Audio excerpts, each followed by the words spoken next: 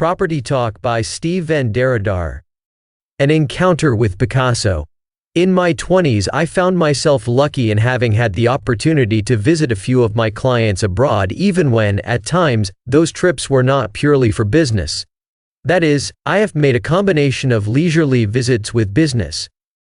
As an international property specialist offering Philippine properties, part of the joys of the job is getting to know more of my Philippine investing clientele.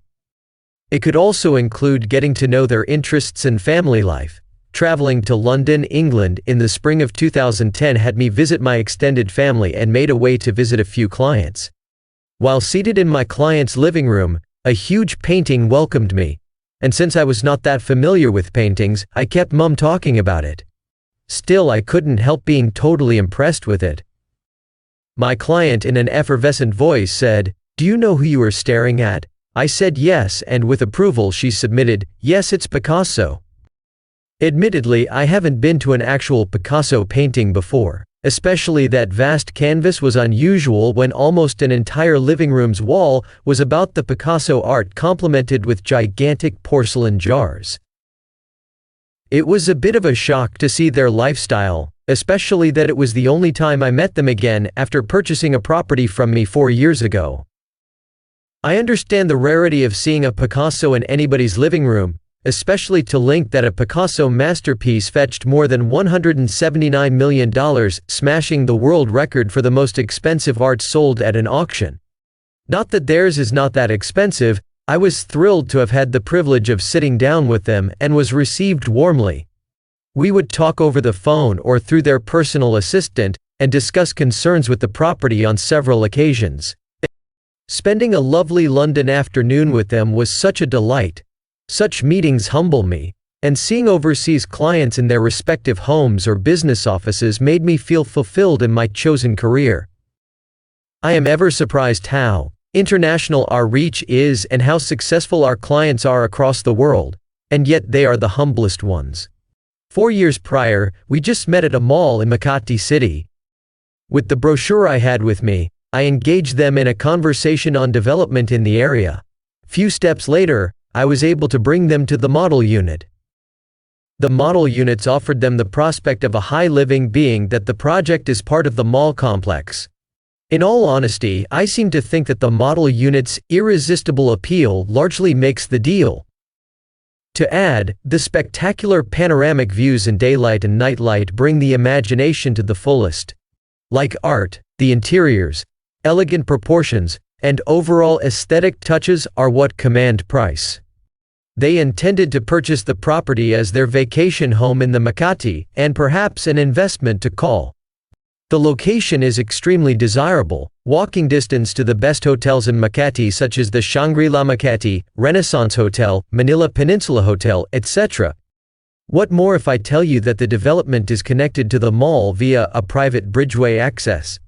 Such is a gem, and a real investment find.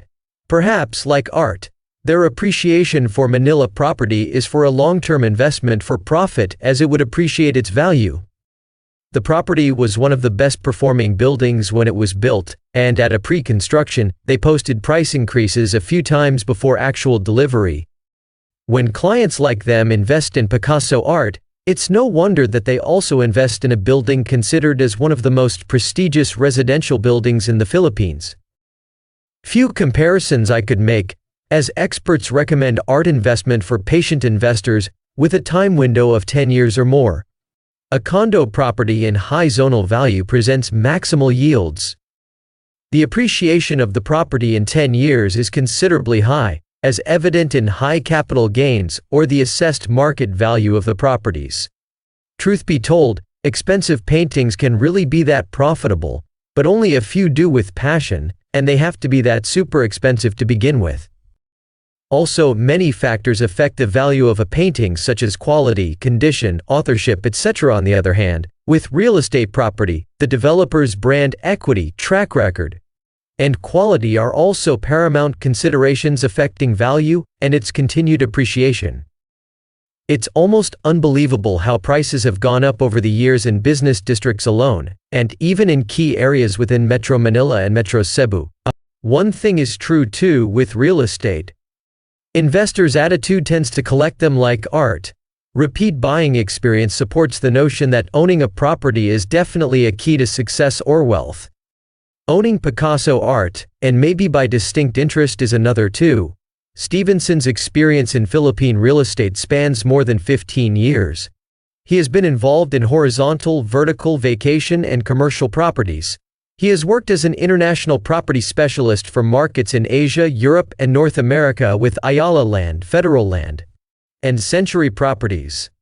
Through Philhouse Hunters, he offers real estate investment opportunities, marketing, and consultancy with a critical focus on Metro Manila and Mega Cebu areas.